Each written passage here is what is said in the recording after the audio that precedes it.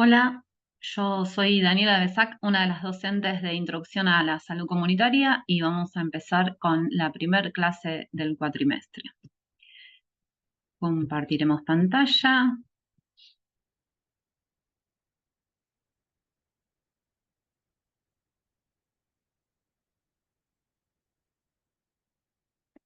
Ahí va. Vamos a ver en esta clase el concepto de salud. ¿Qué es lo que vamos a ver en esta clase? ¿Qué es lo que vamos a ir viendo? Bueno, según la ficha, vamos a ver que no hay una sola definición, que hay múltiples definiciones, entonces vamos a ir haciendo un recorrido para entender por qué no hay una sola definición de salud. Luego vamos a ver que existe una definición preponderante, que es la definición de salud de la OMS.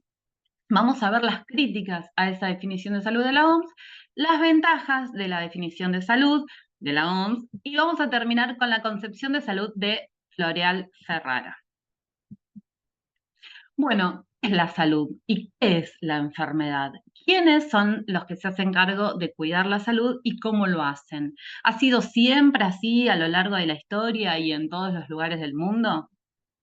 La medicina que nosotros vamos a estudiar, en la que está conformada en nuestro país, viene de Europa.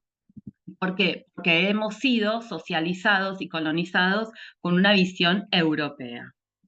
Pero lo cierto es que la medicina científica de Europa tiene muy poco desarrollo, muy poco tiempo. En cambio, en China e India han desarrollado medicinas milenarias de hace miles de años. Tienen la medicina china e India tiene la medicina ayurveda, que se fijan más en energías, en canales energéticos, en componentes de madera, fuego, tierra, agua.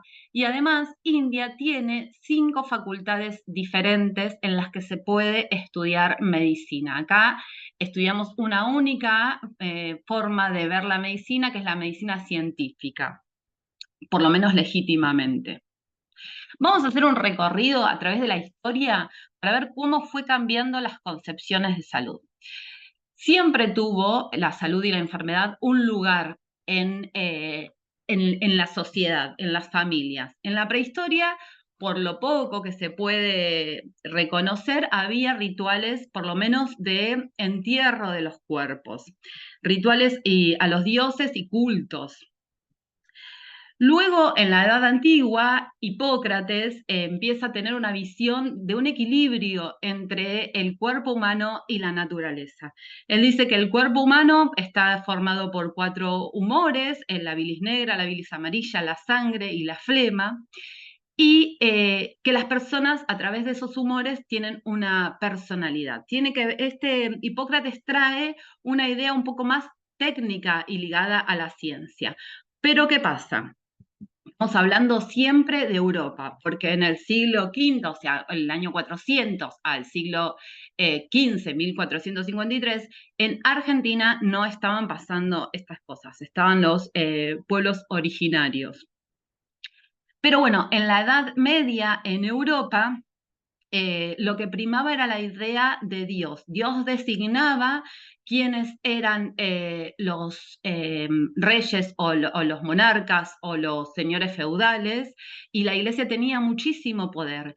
Y todo se juzgaba a partir de una idea o de una voz de Dios que era canalizada por los religiosos. Y también la salud. La salud era vista como un bien preciado que te daba Dios o un castigo divino.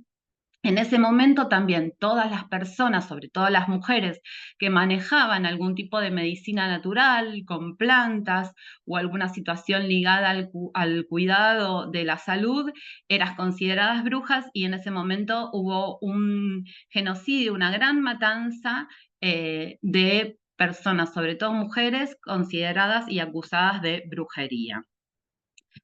Pasó después? Bueno, en un momento empieza a primar la razón por sobre las ideas de Dios. Antes todo era explicado por Dios, las explicaciones eran a través de lo que era el Dios cristiano.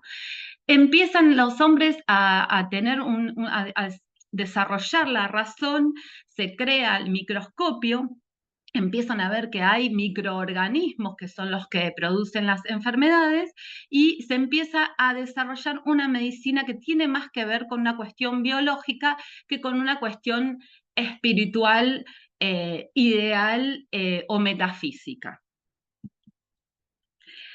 La ficha dice, durante el siglo XVIII y el siglo XIX, en la modernidad, empieza el estudio de las enfermedades causadas por las condiciones del trabajo, sobre todo de los obreros industriales, y la medicina empieza a intervenir en cuestiones que no tienen que ver solamente con la enfermedad en el cuerpo de las personas, sino que empieza a surgir la salud pública, que toma en cuenta los aspectos sociales que causan enfermedad. Para pensar esto, vamos a entender que estábamos en la época de la industrialización. O en Europa, se había pasado del trabajo en el campo y las personas artesanas a desarrollar la industria en las ciudades y con muy malas condiciones de vida. Para entender esto, vamos a escuchar el siguiente video. Esta soy yo, árabe. Nací el 12 de octubre de 1840. Esta es mi familia, mi madre, mi hermano y mi hermana. Yo soy la pequeña. Vivíamos en la ciudad de Essen, en Alemania. Nuestra casa era pequeña y los servicios compartidos. Mis hermanos y yo dormíamos en la misma habitación. No teníamos ropa. Mi hermano de 14 años y mi padre trabajaban en la mina de carbón de Sovereign. Solían trabajar en el primer pozo que llegaba hasta los 130 metros de profundidad. Arrastraban las vagonetas de carbón. Siempre llevaban puesto un cinturón y una cadena que les pesaba entre las piernas y avanzaban con las manos y los pies. El pozo siempre estaba húmedo y el agua les llegaba hasta las rodillas. Mi madre, mi hermana y yo éramos obreras de una fábrica textil. Estábamos a las órdenes del capataz Habert, un tipo muy desagradable. Yo tenía 7 años cuando empecé a trabajar en la fábrica. Trabajábamos de 14 a 16 horas. Acabábamos agotadas. En mi fábrica también trabajaban niños que no tenían padres. A cambio, les daban comida y un lugar para dormir. Estaban desnutridos, mal vestidos, iban descalzos y a veces eran maltratados por el capataz. Muchos caían enfermos a causa del trabajo. Nuestro trabajo en la fábrica era muy duro, ya que debíamos seguir el ritmo de las máquinas todos los días sin parar. Pero lo único que podíamos hacer era trabajar para sobrevivir. Si enfermábamos o nos hacíamos daño en el trabajo, no cobrábamos. Las mujeres obreras trabajamos en peores condiciones que los hombres, peor pagadas, y teníamos una doble jornada en la fábrica y en la casa. En cambio, las mujeres burguesas no trabajaban, asistían al teatro, a la ópera, a las fiestas, y sus hijos iban a la escuela y se divertían jugando con multitud de juguetes. Hay sueños que no pueden ser. A nosotros nos tocó vivir esta vida. Era nuestro destino. Bueno, como vimos, las condiciones de vida hacían que la salud fuera muy poco probable. No solo porque tenían pésimas condiciones laborales, trabajaban muchísimas horas, no tenían seguro de salud, si alguna máquina les agarraba algún miembro, eran despedidos porque no servían más, sino que la gente empezó a trasladarse del campo a la ciudad y en la ciudad no había condiciones saludables. Estaban hacinados, muy amontonados, no había cloacas, no había alcantarillado, probablemente no había agua potable porque no había un Estado que organice esa vida. Ahora bien, la gente que tenía las fábricas, que eran los empresarios, necesitaban que el pueblo, los trabajadores, estuviesen sanos. En las primeras ideas de un Estado haciéndose cargo de salud en Europa, las trae Peter será Frank, de que nació en 1745 y murió en 1821. Él dice, un sistema completo para la policía médica. En este caso, policía hace referencia al Estado. Él aclara que los médicos rara vez pueden curar las enfermedades que tienen que ver con cuestiones independientes de la voluntad de las personas, como fueron las condiciones de vida en la industrialización. Eh, y entonces hay que tener medidas que tengan que ver con el gobierno. En el sentido del Estado como vigilante, como controlador de la salud del pueblo, porque necesitaban súbditos, esto que decíamos recién, sanos para cumplir con sus obligaciones. Bueno, hoy por hoy mejoraron las condiciones de vida, tenemos horarios en general de 8 horas, vacaciones, licencias, pero lo que nos está pasando en este momento, en la actualidad, es el síndrome de burnout. Se llama el síndrome quemado porque también nos quema el trabajo. O sea, hay cuestiones de salud ligadas al trabajo, como lo fueron al principio la industrialización, que hubo que mejorar esas condiciones porque si no los trabajadores se enfermaban demasiado. Hoy por hoy hay otras condiciones que tienen que ver más quizás con la salud mental que también nos enferman ligadas al trabajo.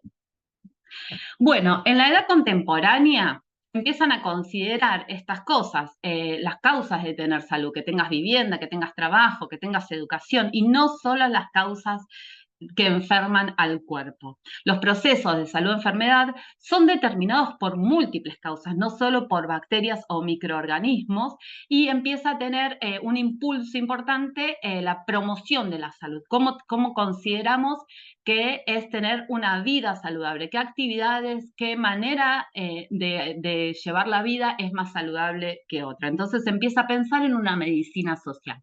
Cuando nos referimos a medicina social es esto que decía el video, porque cuando nos referimos a la salud comunitaria, a la comunidad o a la sociedad, no nos estamos refiriendo a la clase alta, a la clase dominante que tiene los medios para la educación, para hacerse cargo de la salud y demás, sino a todo el sector comunitario que no puede individualmente y personalmente costear todas las necesidades para tener una vida saludable.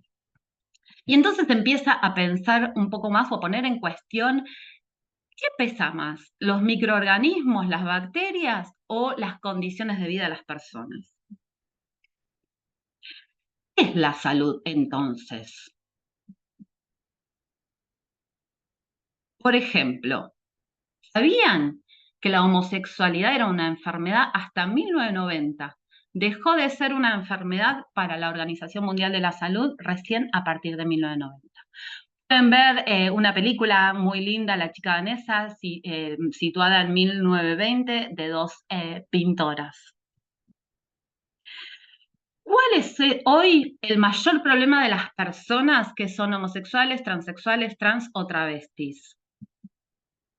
La esperanza de vida de la población trans es de 35 a 40 años. ¿Por qué las personas trans viven tan poco? La mayoría muere antes de los 40 años según estudios internacionales. Por ejemplo, acá vemos noticias. Ataque homodiante en la ciudad. Lo contactaron por Grindr e intentaron matarlo. Ataque homodiante, un intento de homicidio. Crimen de Pepa y Gaitán. El día que la lesbofobia fue un arma asesina. El 7 de marzo es el día de la visibilidad lésbica en homenaje a Natalia Pepa Gaitán, que fue asesinada. Otra de las cosas que sucede es que no se cumple con la ley de cupo laboral trans. Si bien la norma establece que el 1% de los puestos tienen que ser ocupados por personas trans, esto no está sucediendo. O sea que las personas trans son perseguidas y asesinadas por parte de la sociedad, no tienen trabajo, están vulneradas y reciben bullying o segregación en las escuelas o parte de su familia. Entonces, los problemas de salud no tienen que ver tanto con la biología, de qué depende la salud de las personas trans. ¿Hay algo en su biología que funcione mal, que sea responsable de que se mueran a los 35 o 40 años? ¿O tiene que ver con otras condiciones? Vamos a ver con respecto a la obesidad. ¿Es una enfermedad? Varios expertos analizan si el exceso de acumulación de grasa debe considerarse más un factor de riesgo o una enfermedad. El día de la obesidad, 6 de cada 10 argentinos están excedidos de peso y 1 de cada 4 es obeso. Obesidad saludable. ¿Se puede ser obeso y saludable? ¿Qué opinan? ¿Cuál es el mayor riesgo de ser una persona obesa? ¿Cuál es el mayor riesgo? ¿Qué piensan? Acá nos va a decir Brenda Mato, a mí lo que más me pesa no es el número de la balanza, sino que la sociedad me pone por tener el cuerpo que tengo. Vamos a ver un La video. obesidad viene en todos los tamaños, colores y talles. Tenemos el chip de que cuando vemos una persona gorda ya pensamos que es vago, que no se quiere, que no hace ejercicio. Bajo el paraguas de la salud se trafica discriminación, violencia, lisa y llana. ¡Qué gorda estás! ¿No te da vergüenza cuando te desnudas, te probas ropa o hasta cuando haces el amor? Sacate esos kilos de vergüenza. La gordofobia es la repulsión hacia las personas que no encajan en los patrones estéticos socialmente establecidos. Jessica Celasco es psicóloga. Sufre esta discriminación desde que tiene memoria. Toda mi vida fui gorda desde pequeña. Toda la vida trataron de normalizarme desde pequeña, que me mandan a hacer dietas, a distintos tratamientos. Bueno, en algunas ocasiones he bajado de peso, después he vuelto a subir. Pero bueno, había algo en mí que insistía, mi cuerpo es así. La imposición del estereotipo de la delgadez está presente en nuestra rutina diaria. La vemos en publicidades de todo tipo de productos. En general la gente se siente como autorizada para hablar sobre el cuerpo si es una persona, se trata de una persona gorda, ¿no? Para opinar, para decir algo feo o para decir, no, lo digo por tu bien, pero se siente como que puede opinar de tu cuerpo, cuando en realidad nosotros abogamos por la autonomía corporal, ¿no? Jessica es activista gorda y participa del taller Hacer la Vista Gorda, que comenzó en 2015 y ya forma parte del Encuentro Nacional de Mujeres. Elegimos la palabra gordo, que muchas veces tiene un sentido peyorativo, intentando, bueno, revertir esta situación, ¿no? Que viene, digamos, sacarle este sentido negativo que tiene, que se alimenta desde la discriminación, desde los discursos de poder, ¿no? Bajando significaciones negativas en relación a los cuerpos gordos. Bueno, existe una tabla que es el índice de masa corporal que se está viendo que es un mal indicador de obesidad. Esto es una noticia médica. AMA adopta nuevas políticas que aclaran el papel del índice de masa corporal como medida en medicina. No se puede meter a todas las personas en una tabla y pretender que se ajusten a una medida corporal. Medir y clasificar las personas según su peso y altura, como con sobrepeso u obesas, produce una patologización sobre los cuerpos. O sea que al final, las arterias con grasa o la posibilidad de tener hipertensión o problemas cardíacos son una parte, pero otra parte muy importante es el lugar social en el que se ponen y sufren las personas con sobrepeso.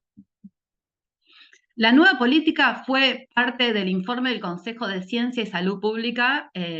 La historia problemática del índice de masa corporal exploró alternativas. Perdón, me tapa esto. El informe también describió los daños y beneficios de usar el índice de masa corporal y señaló que el índice de masa corporal es una forma imperfecta de medir la grasa corporal, dado que no tiene en cuenta las diferencias entre raza, grupos étnicos, sexo, géneros y edades. Nos ponen a todos en la misma tabla, ¿no? Es como que nos quieren normalizar y que entremos forzosamente en un cuadro que tiene que ver con tu altura y tu peso para esa altura. Vamos a ver acá una viñeta. ¿Flaca estás, nena? Uf, sí, es que tuve un año terrible. Tuvieron que internarme por una neumonía, después entré en una depresión muy fuerte y estuve con el estómago cerrado por meses. Ah, claro. Pero qué suerte que todo eso te hizo adelgazar, porque la otra vez te había notado más gordita. Ya me estaba preocupando por tu salud. ¿De qué depende la salud de las personas gordas? ¿Qué pesa más, la biología o la sociedad? Vamos a tener otro ejemplo. Confirmado, vivir en pueblos fumigados con agrotóxicos aumenta el riesgo de padecer cáncer. Hay una investigación en 8 pueblos fumigados de Santa Fe que involucró a 27.000 personas que confirmó la relación entre agrotóxicos y cáncer. Argentina tiene la tierra de los niños envenenados. Malformaciones, cánceres, enfermedades de la piel, en las zonas que rodean las grandes explotaciones agrícolas argentinas. Un gran número de niños nacen afectados por males devastadores. Las estadísticas son demoledoras. Pueblos enteros viven expuestos a los agroquímicos. ¿De qué depende que haya cánceres, malformaciones y enfermedades de la piel? ¿Tiene algo que ver con la biología de las personas? ¿Con lo genético? ¿Quiénes usan los agrotóxicos? ¿Por qué los usan? Entonces, lo que vamos a entender es que el concepto de salud y lo que prestamos atención para definir la salud es una construcción social. ¿Por qué es una construcción social? Porque va cambiando a través de la historia y va cambiando en la sociedad y va cambiando, depende los grupos sociales también. Tienen diferentes tienen diferentes ideas con respecto a lo que es la salud y no solo con respecto a lo que es ser una persona saludable, sino que determinan también la sociedad qué te hace sentir saludable y qué te hace sentir una persona enferma también. Alcántara Moreno dice que la salud es un hecho material porque hay aspectos que se pueden medir. Por ejemplo, podemos saber este cuadro, este círculo de torta, qué porcentaje tenemos de cáncer de mama, de pulmón, de próstata. Hay aspectos de la salud que se pueden medir y también es un hecho inmaterial, que es lo que veníamos más o menos también viendo, que hay toda una idea alrededor de lo que es una persona saludable. Si ustedes vieron las imágenes que tenemos a la derecha, hay una idea, comer sano, hacer ejercicio. Fíjense además, cuando pones imágenes saludables en Google, te trae un estereotipo de persona, rubia, delgada, una familia tipo, una alimentación variada. Esto está lejos de imágenes que tengan que ver con la comunidad más desprotegida. Como vemos, a lo largo de la historia el concepto de salud fue cambiando, pero también en un mismo momento histórico puede haber distintos conceptos de salud. ¿Qué concepto de salud predomina en nuestro día? Bueno, tenemos la definición de salud de la OMS, que es la que tiene mayor influencia en los países, por lo menos occidentales.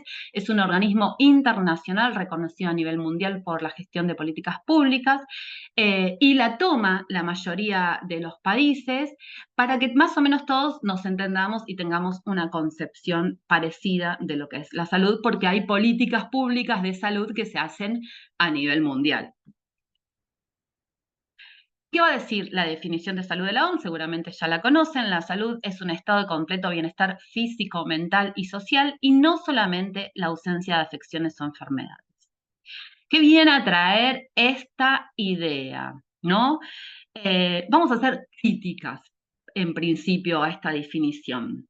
Vieron que veníamos diciendo que el concepto de salud es una construcción social que fue cambiando a través de la historia de las sociedades, así como se presenta cuando empieza diciendo que es un estado, no hace referencia a un proceso, sino que es un estado de completo bienestar. Cuando hablamos de un estado de completo bienestar, es como difícil poder pensar en diferencias, ¿no? Entonces, cuando decimos completo bienestar, ¿para quién completo bienestar? Hace una referencia a la normalidad en la salud, lo que entendemos como lo que es normal en salud. Vieron que en una época la homosexualidad era anormal y ahora ya se está incorporando como una parte más, una faceta más de los seres humanos. ¿Cuáles son las ventajas? Bueno, una de las ventajas principales es que al incorporar la salud social y la salud mental y no solo la ausencia de enfermedad física, supera una visión que era biologicista, que estaba solo apuntando a la biología, si tenías un cáncer, si tenías una quebradura, si te funciona mal el corazón, si te tapan las arterias.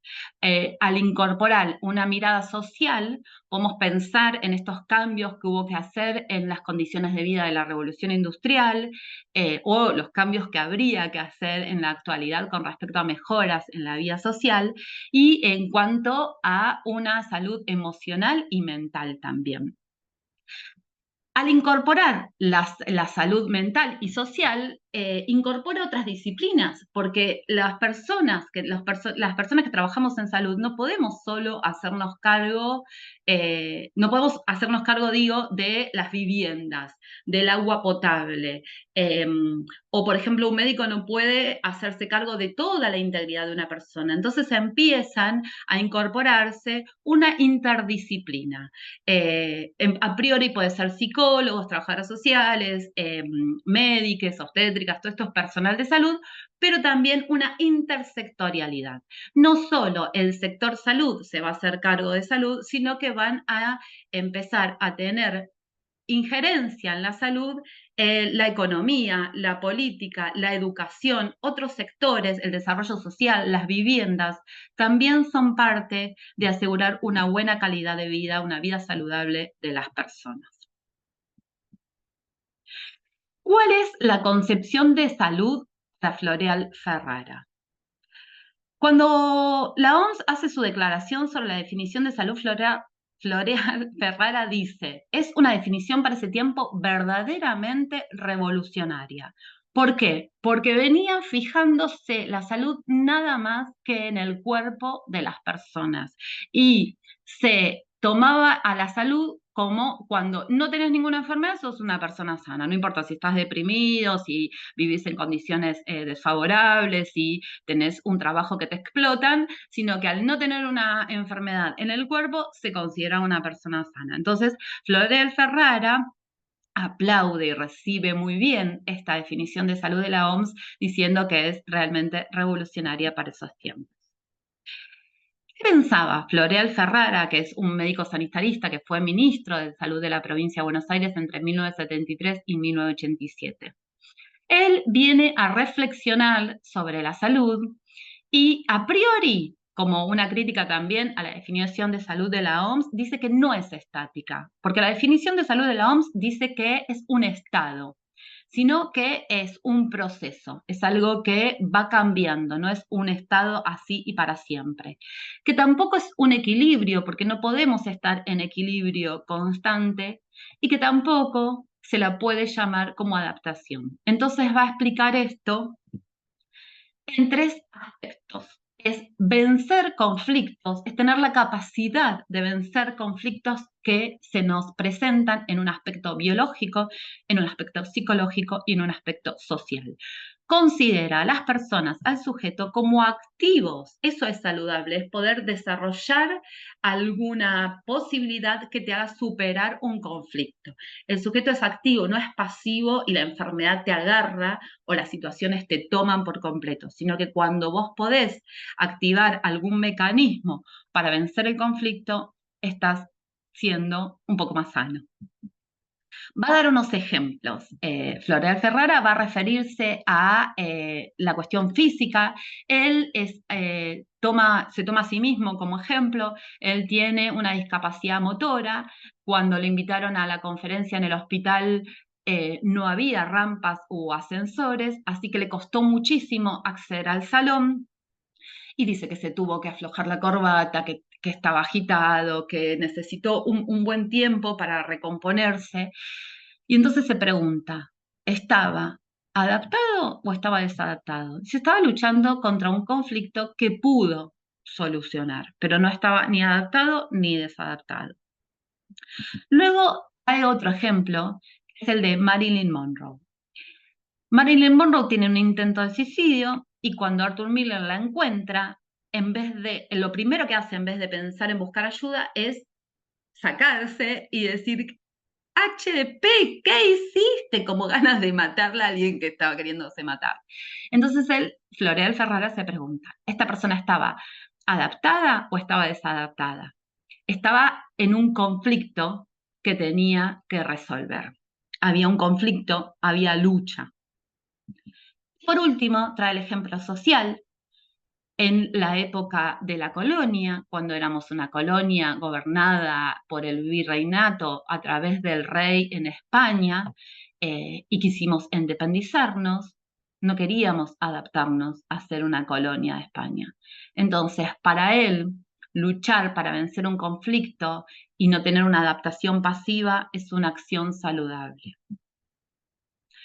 Otra manera de definirlo para él es la capacidad individual y colectiva, esto es muy importante, de luchar contra las condiciones que limitan la vida. Para él el óptimo vital es luchar por resolver conflictos. Pero ¿por qué utilizaron la palabra adaptación los epistemólogos americanos? Ojo acá, que es muy importante. Si yo digo que estoy adaptado, estoy diciendo soy un buen tipo porque me adapto bien a lo que me piden, estoy de acuerdo con el establishment, estoy de acuerdo con la sociedad en la que vivo, estoy de acuerdo con todo, no quiero renovar nada ni me doy una estrategia para cambiar. El problema es que somos una sociedad de una cadena de opresiones. Las personas con mayor poder generalmente oprimen a las personas con menor capacidad, menores privilegios. La clase trabajadora, que somos la mayoría de nosotros, no estamos en condiciones en muy buenas condiciones. En general nos oprimen. Si solo agachamos la cabeza, si solo nos adaptamos, no estaríamos teniendo una actividad muy saludable para nuestro desarrollo como sociedad y como personas. Bueno, salud. Enfermedad. ¿Dónde termina la salud y empieza la enfermedad? ¿Es una cosa o la otra? Algunos autores o autoras hablan de un binomio que tiene dos partes, de un lado la salud, del otro lado la enfermedad, pero es un proceso, no están separados, es un mismo concepto con dos conceptos agarrados juntos, porque no se puede estar completamente sano o completamente enfermo. Es un binomio salud, proceso de salud-enfermedad, porque tampoco es un estado, sino que continuamente está cambiando, está en proceso. Proceso de salud-enfermedad. La salud y la enfermedad conforman un binomio, como lo acabamos de decir, dos términos apostados en los extremos, un proceso de salud-enfermedad. La salud-enfermedad es un proceso social también. Esta característica social de la enfermedad la vamos a encontrar en las formas que tienen de enfermar y morir de los grupos humanos o de las comunidades. Vieron que no era lo mismo en la etapa en que las personas eran campesinas y artesanales, cuando tuvieron que mudarse a las ciudades y trabajar en condiciones desfavorables. Bueno, depende dónde vivamos, a qué grupo social pertenezcamos, qué condiciones de vida tengamos, van a ser las condiciones de salud. Perdón, esto. ¿Qué problemas de salud tendrán los mineros de Potosí?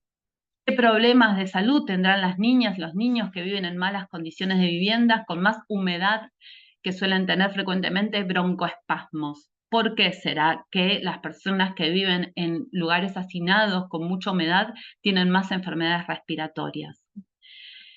¿Cuál es la esperanza de vida de la población travesti trans? ¿Cómo afecta a la salud el trabajo con agroquímicos? Todos estos son sectores de población que están con condiciones de vida que afectan de manera diferente su salud. Y entonces, ¿cuál es la definición correcta de salud? ¿Hay una definición? No hay una sola definición. Desde esta materia tenemos una mirada de salud integral. Para profundizar este concepto, los invitamos a ver el video de cierre Esperanza y Alegría de Julio Monsalve.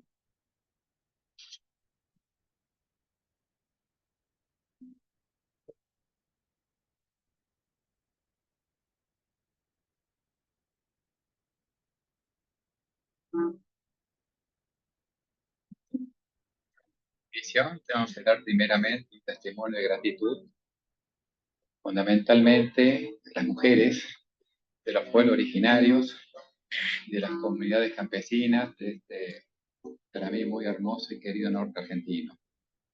Quisiera ser fiel a las palabras que me explicó una señora, una querida doña del norte argentino, cuando charlando, conversando el tema salud, me dijo, bueno, lo primero es saber si el suelo está vivo, la madre tierra. Entonces me ponía un ejemplo, mira, acá hay una rosera, pasa una avioneta y nos tira veneno, mata todo. Entonces, ¿de qué salud vamos a hablar? Los chicos, los grandes tosen, tienen granos, se mueren las plantas, usamos para los remedios, para comer. Entonces, lo primero, cuidar la salud del suelo, si el suelo está vivo, la madre tierra que tiene la vida.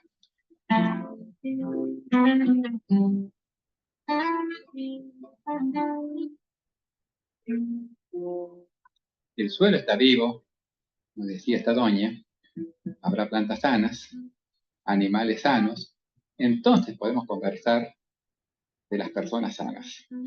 Para mí ha sido la mejor definición de salud integral. Lo diríamos el ecosistema con las personas adentro.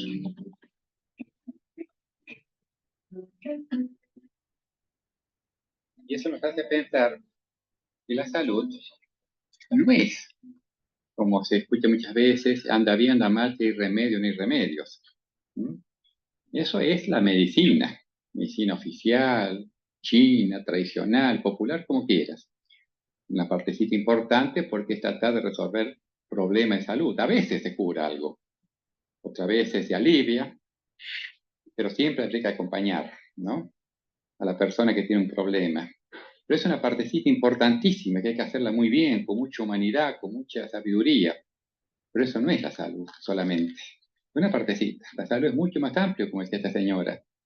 Es la alimentación, es el aire que respiramos, el agua, las relaciones humanas, relaciones sociales, económicas. Por eso hablamos de la salud, del cuidado de la salud, de los ecosistemas, con nosotros incluidos. Una relación de armonía.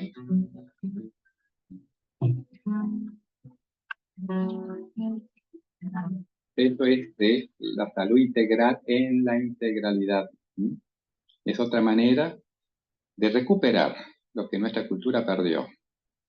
Nuestra cultura occidental, o como le quieras llamar, hace 500 años, con esta idea de que hay que lucrar, explotar, acumular, se siente el ser humano aquí, naturaleza allá.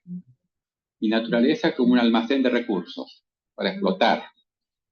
Y bueno, así destruimos todo, y lo realmente tremendo es que no nos preguntamos qué somos nosotros. Naturaleza es el árbol, la planta, los animales. ¿Qué somos nosotros?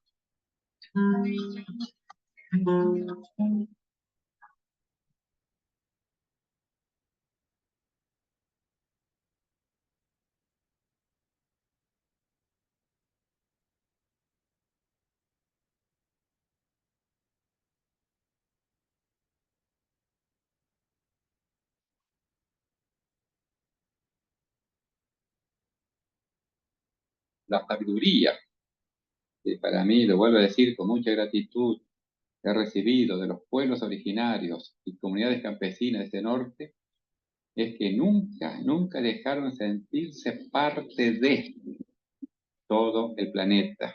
Somos vida dentro de la vida. Entonces, las conductas son distintas. El respeto, ¿no es cierto?, entre los seres humanos, pero el respeto a toda forma de vida es otra.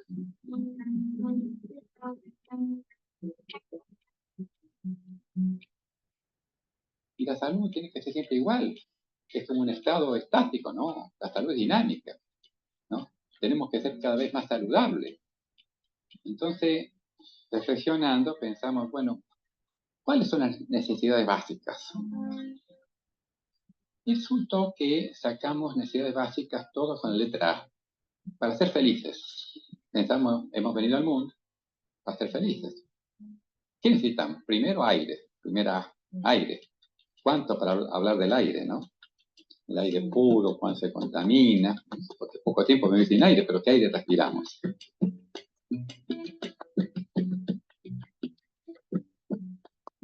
segundo, el abrigo, el albergue. Poco tiempo podemos estar en intemperie sin ropa, sin un techo.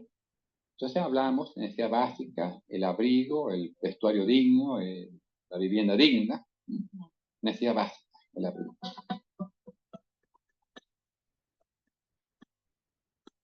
Tercero, el agua.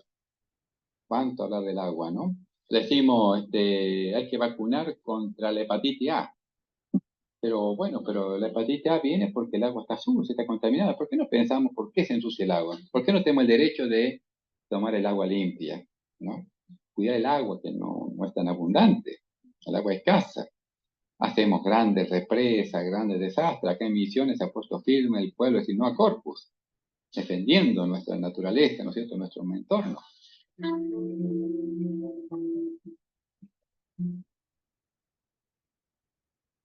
Bueno, entonces hablamos del aire, del albergue, el abrigo, el agua y la alimentación.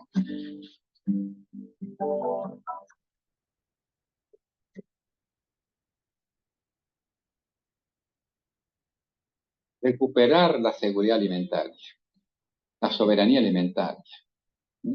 Ahora resulta que, yo diría, fijémonos en lo que estamos comiendo. Compramos algo que está autorizado por tal expediente, pero tiene conservante autorizado, saborizante autorizado, colorante autorizado, ¿no? ¿Por qué no recuperar ese alimento natural producido sin agrotóxicos, que no sea transgénico? La producción local de las semillas, eso es liberador. ¿Por qué tengo que depender de alguien que me tiene que dar las semillas? Recuperar esa sabiduría del campesino, de la mujer de campo, del hombre de campo, que mire la luna, sabe cuándo tiene que sembrar, ¿no? Que sembrar en forma multivariada para su propio alimento y de la comunidad. Y sobre todo esto, recuperar esa sabiduría de saber producir semillas locales. Y la mejor manera de conservar el germoplasma, las semillas, en lugar natural, no en un banco de una multinacional.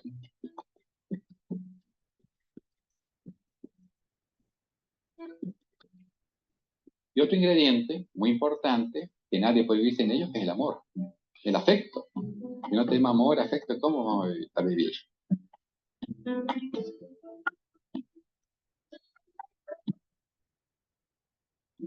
Te cuento que yo siempre hablaba de estas 5A. Y estando en Neuquén, en la cordillera, concretamente en Chosmalal, en un taller como estos, me encontré con unas señoras de Neuquén Capital que recorren la provincia y son las mujeres cuentacuentos. Cuentacuentos en movimientos. Y van a los hospitales, a los geriátricos, donde hay gente con dificultades, cuentan cuentos, mientras una persona cuenta cuentos de una manera increíble, la modulación de la voz, la otra compañera hace los movimientos, ¿no? Entonces, después que me escuchó a mí de estas 5 dice, te falta una sexta A, Julio, me dice, el arte.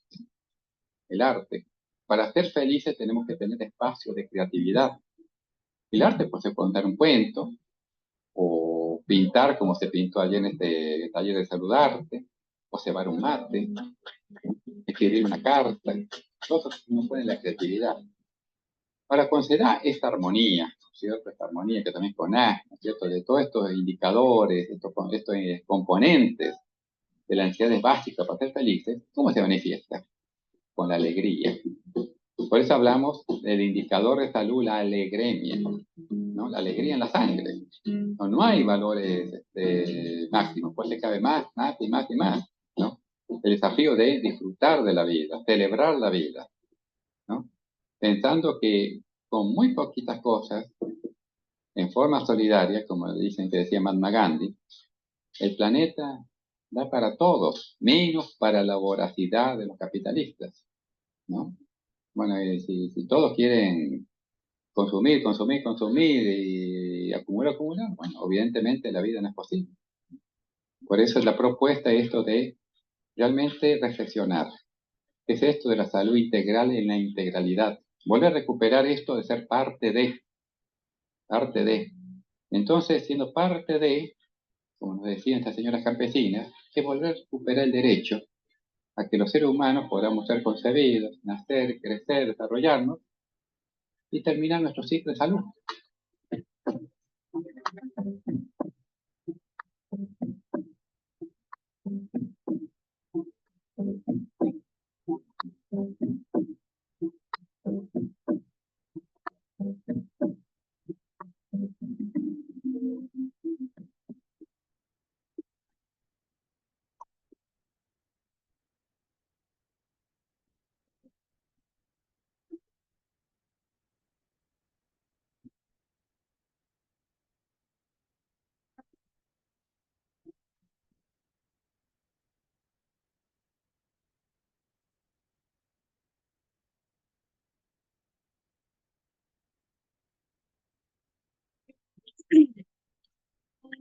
Bueno, nos vemos en las aulas.